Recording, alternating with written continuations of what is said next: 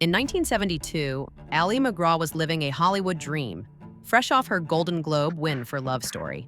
Married to powerful producer Robert Evans, raising their son, Josh. Then she met Steve McQueen on the set of The Getaway. And within a year, she had walked away from everything for the man they called the King of Cool. Decades later, at 86, she's finally opening up about the horrors she endured with the man the world worshipped as the King of Cool. The attraction between McGraw and McQueen was immediate and overwhelming. In her memoir, she described it as an obsession, something she couldn't fight even though she knew it was dangerous. McQueen had this magnetic quality that's hard to explain if you weren't there to see it. He wasn't classically handsome in the way movie stars usually were. He wasn't particularly tall, his features were rough, but there was something about his presence that made it impossible to look away. On screen, he barely spoke, but audiences were riveted. Off-screen, he was just as intense. McGraw said later that she felt like she was falling under a spell, and everyone around her could see it happening in real time. Robert Evans tried to warn her. In his own memoir, The Kid Stays in the Picture, Evans wrote that he told McGraw that McQueen was trouble, a man carrying serious damage from a brutal childhood.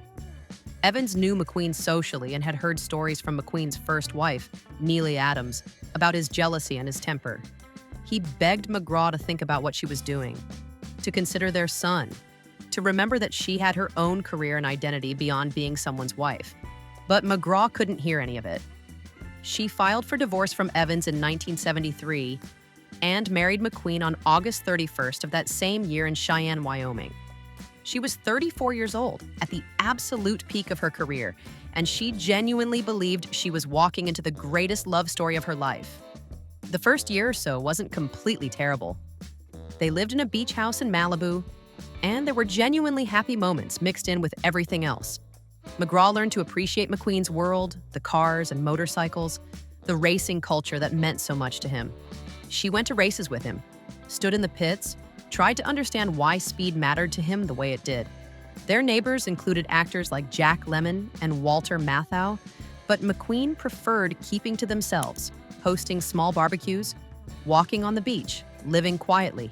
In a 2017 interview with the Times of London, McGraw said she was grateful they lived in an era before smartphones and constant surveillance.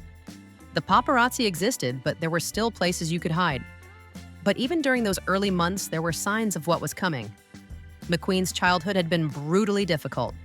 His father abandoned him when he was an infant, and his mother eventually sent him to a reform school for troubled boys when he was just 14 years old. Those experiences left him with deep issues around trust, particularly when it came to women. McGraw would later say that she could see his insecurity almost immediately, the way he needed constant reassurance, the way he watched her whenever another man was in the room. At first, she told herself it was just because he loved her so much. Looking back, she realized it was the beginning of something much more controlling. One of the first major changes came with her career. Before they married, McQueen had insisted she sign a prenuptial agreement. McGraw, who was completely in love and certain the marriage would last forever, signed it without reading it carefully or getting her own lawyer. She didn't think it mattered. But what mattered much more was McQueen's demand that she stop acting entirely. In 1972, McGraw was one of the biggest stars in Hollywood. Love Story had made her a household name, and she could have had her pick of roles. But McQueen told her directly that he didn't want a working wife. He was the highest paid actor in the world at that time, and he wanted her home, taking care of their household and raising her son Josh. In interviews years later, McGraw admitted she agreed to this because she was terrified of losing him. She walked away from Hollywood at the height of her fame and became a full-time homemaker. In her memoir, she described playing the role of cook, cleaning lady, and simple woman to the hilt. She stopped reading scripts, stopped going to meetings, stopped being part of the industry that had defined her identity. Instead, she spent her days managing the house, waiting for McQueen to come home, trying to make everything perfect for him. The isolation happened gradually, but it was real. Her friends from the film world drifted away. Her professional connections faded. She found herself living in what she later described as a beautiful prison. McQueen's jealousy became a constant presence in the marriage. According to McGraw, he would explode if she so much as looked at another man, even in completely innocent situations. If they were at a restaurant and she made eye contact with a waiter, he would accuse her of flirting. If an old colleague called to say hello, he wanted to know every detail of the conversation. She told Oprah Winfrey years later that the monitoring was relentless, and it wore her down in ways she didn't fully understand at the time. The cruelest part, she said, was that while McQueen was obsessively jealous of her, he openly flirted with other women and was rumored to be having multiple affairs throughout their marriage. The double standard was painful and confusing. MacGraw knew about some of the other women. There were whispers about flings with fans he met at racing events, relationships with women in the entertainment industry, late-night phone calls that McQueen would take in another room. In interviews with People magazine, she mentioned specific names, women like Barbara Minty, who would eventually become McQueen's third wife just 2 years after their divorce. She also spoke about actress Barbara Lee, Lauren Hutton, and others. The betrayal wasn't just about the affairs themselves. It was about the fact that while she had given up everything for him, her career, her independence, her connections to the outside world, he was living as if he were completely free. But the infidelity wasn't the worst of it. In her memoir, Moving Pictures, MacGraw revealed that McQueen's controlling behavior sometimes crossed into physical violence. She wrote that there were times he hit her over what she described as trivial things, and she endured it in silence. In an interview with People, she said the violence became more frequent and more dangerous when McQueen was under the influence of drugs or alcohol, which happened regularly during that period. McQueen was known for his heavy use of cocaine and other stimulants, and his drinking was often out of control. MacGraw herself admitted to developing her own problems with alcohol during the marriage, partly as a way to cope with the emotional pain and isolation she was experiencing. Neil Adams, McQueen's first wife, wrote in her own memoir that she had experienced similar patterns of behavior. She described McQueen as someone who used violence and intimidation as a way to assert control in intimate relationships, and she traced it back to the trauma and instability of his childhood. Both women painted a picture of a man who, despite his incredible charisma and talent, carried deep wounds that he never properly healed. Instead of addressing those wounds, he inflicted them on the people closest to him. By the mid-1970s, the marriage had deteriorated completely. McQueen had taken a break from acting between 1974 and 1978 to focus on his personal interests, mainly racing and his car collection. While he was off pursuing his hobbies, MacGraw was left alone in their Malibu house, managing everything domestic, feeling increasingly cut off from any life of her own. She told Vanity Fair that what had once felt like a beachfront paradise gradually turned into a place filled with tension and rigid demands for control. The silence in the house was oppressive. The sense of being watched and monitored was constant. She began drinking more heavily, and she admitted years later that she was deeply depressed during this time. In 1976, MacGraw told McQueen she wanted to return to acting. It wasn't just about work. It was about reclaiming some piece of her identity, some connection to the person she had been before the marriage consumed her. According to biographer Mark Elliott, McQueen's response was cold and final. He told her that if she wanted to work, they were done. Those words confirmed what MacGraw had feared all along, that her voice and her choices had never really mattered to him. She had sacrificed everything, and it still wasn't enough. MacGraw accepted a role in the 1978 film Convoy, directed by Sam Peckinpah, the same director who had helmed The Getaway. It was her way of declaring that she was taking her life back. McQueen saw it as a betrayal. They briefly tried to reconcile, but the trust was gone. By 1978, after 5 years of what MacGraw described as a marriage defined as much by control and suffocating jealousy as by passion, the divorce was finalized. Because of the prenuptial agreement she had signed without careful review, MacGraw received almost nothing from the divorce. No share of McQueen's valuable car collection, no portion of their properties, nothing. She had to sell personal belongings and take small acting and modeling jobs just to make ends meet. The divorce left her financially struggling and emotionally devastated. She had given up her career at its peak, isolated herself from friends and colleagues, and endured years of control and abuse. And in the end, she walked away with almost nothing. Meanwhile, McQueen moved on quickly. He began dating Barbara Minty, the model who would become his third wife. just months after the divorce was final. 2 years later, in November 1980, Steve McQueen died of pleural mesothelioma, a rare cancer linked to asbestos exposure during his time in the Marine Corps. He was only 50 years old. For MacGraw, his death brought up complicated emotions. In an interview with People, she said she regretted not having the chance to say a proper goodbye, to forgive and be forgiven before he was gone. Despite everything he'd put her through, she had loved him deeply. Looking back years later, she told an interviewer, "I wish we had both grown old sober." A heartbreaking acknowledgement of the life they might have had if addiction and emotional damage hadn't destroyed them. After McQueen's death, MacGraw tried to rebuild her career, but it was difficult. She took on projects like a 14-episode arc on the primetime soap dynasty in 1984, but the dazzling sparkle of her earlier stardom was gone. Hollywood had moved on, and MacGraw found herself being typecast or simply overlooked. More importantly, she no longer had the energy to fight for her place in an industry that had once crowned her its brightest new star. Her personal struggles were reaching a breaking point. The alcohol use that had started during her marriage to McQueen had become a full-blown dependency. By the late 1980s, MacGraw realized she was on a destructive path. She made the decision to enter treatment at the Betty Ford Center, the legendary facility that had helped so many people in the entertainment industry find sobriety. It was there that she began the real work of recovery, confronting not just her addiction, but also the deep emotional scars left by her turbulent marriages, her lost career, and the years of turmoil with McQueen. In a conversation with Oprah, she said that treatment gave her the tools to rebuild herself from a broken woman into someone stronger. The turning point came in 1994 when MacGraw made the decision to leave Hollywood entirely. She moved to Tusauk, New Mexico, a quiet area near Santa Fe, where she could live far from the noise and intensity of the entertainment industry. She traded film sets and premieres for painting, gardening, and spiritual practice. In New Mexico, she found the peace that had eluded her for decades. She began practicing yoga daily, not just for physical health, but as a form of spiritual healing. In an interview with People, she said, "Yoga saved me from the ghosts of the past and brought me a peace I never had during those chaotic years." MacGraw also redirected her energy toward causes she cared about.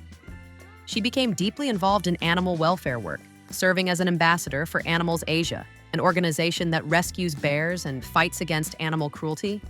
She participates in rescue campaigns and speaks out publicly about animal rights, work she considers inseparable from her personal values. She also continued writing, working on articles and book projects that share her experiences and offer inspiration about endurance and the ability to rise after hardship. She never remarried. After 2 failed marriages, both to powerful, complicated men, MacGraw chose to focus on herself. She has been sober for over 30 years now, a milestone she once thought was impossible. In interviews, she speaks about learning to live in the present rather than rewriting the past or fantasizing about the future. "I used to rewrite the past, fantasize about the future," she told an interviewer. "But now I believe in living fully to the very best of my ability. I feel very blessed." One of the most touching moments in her later life came in 2016 when she reunited with Ryan O'Neal, her co-star from Love Story, for a touring stage production of a play called Love Letters. Their chemistry on stage reminded audiences of the magic they had created together 46 years earlier. For MacGraw, it was a sweet reminder that some bonds endure even as life changes dramatically. She and O'Neal have remained close friends over the years, and she values that friendship deeply. MacGraw has also been open about the lessons she learned from her experience with McQueen. In her conversation with Vanity Fair, she said, "I learned that love doesn't mean sacrificing yourself and that women must be strong enough to walk out of the shadows." She became a vocal advocate for speaking out about domestic abuse, contributing her voice to broader conversations, especially in the wake of the Me Too movement.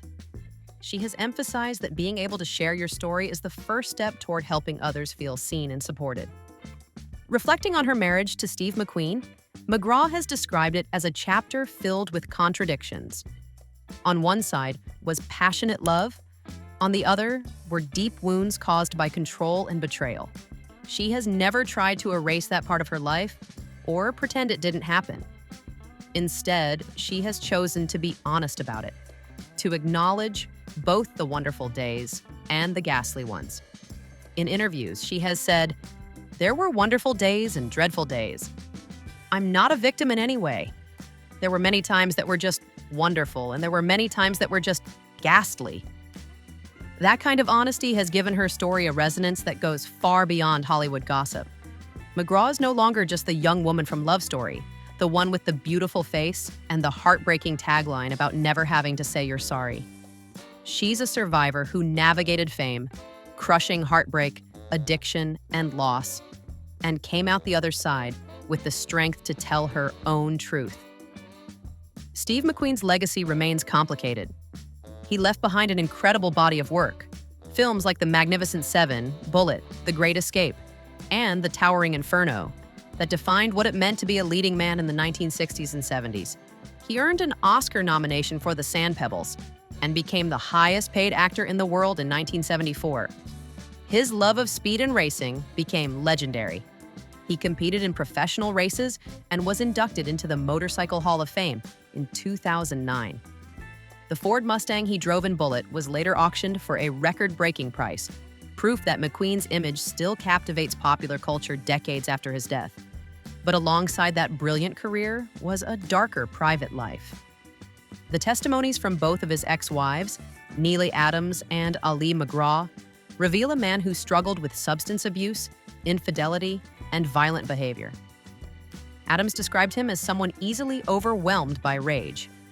MacGraw wrote in her memoir, "He was an icon on screen, but in real life, the wounds of his past made him dangerous." These accounts reveal a more complete portrait of McQueen, a man who shone brilliantly in his art while struggling with unhealed internal scars.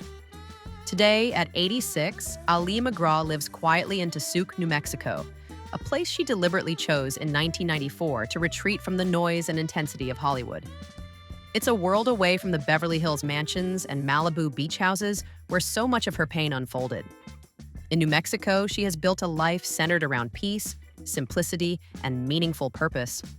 She practices yoga and meditation every single day, not just as exercise, but as what she calls spiritual healing. In an interview with People magazine, she said, "Yoga saved me from the ghosts of the past and brought me a peace I never had during those chaotic years." Her days now are filled with the things that truly matter to her. She paints, she gardens, she surrounds herself with animals. MacGraw has become a passionate advocate for animal welfare, serving as an ambassador for Animals Asia, an organization dedicated to rescuing bears and fighting against animal cruelty across the continent. She participates in rescue campaigns, speaks out publicly about animal rights, and considers this work inseparable from her personal values and her own journey of healing. She also continues to write, working on articles and projects that share her hard-won wisdom about survival, recovery, and the courage it takes to rebuild your life after it's been shattered. MacGraw has been sober now for over 30 years, a milestone that once seemed impossible when she was trapped in the spiral of addiction during and after her marriage to McQueen. She never remarried after her divorce, choosing instead to focus on the relentless journey of self-discovery and learning to stand on her own. Her enduring friendships have become essential anchors in her life. In 2016, she reunited with her Love Story co-star, Ryan O'Neal, for a touring stage production of the play Love Letters. Their easy, comfortable chemistry reminded audiences of the magic they had created together more than 45 years earlier. But for MacGraw, it was simply a sweet reminder that some bonds endure even as life changes dramatically. She and O'Neal have remained close friends over the decades, and she treasures that connection. MacGraw's story is more than just a tale of a glamorous romance gone wrong. It's a powerful message about boundaries, self-worth, emotional survival, and the resilience we all need to be reminded of from time to time. She has become living proof that it's never too late to reclaim your life, to find peace after chaos, and to turn the darkest chapters into sources of strength and wisdom. What are your thoughts on Ali MacGraw's courage in finally revealing the full truth about her marriage to Steve McQueen? Have you learned any lessons from her journey of survival and recovery? Leave your comments below, and if you found this story meaningful, please like and share this video. Subscribe to our channel to follow more untold stories from Hollywood's golden era.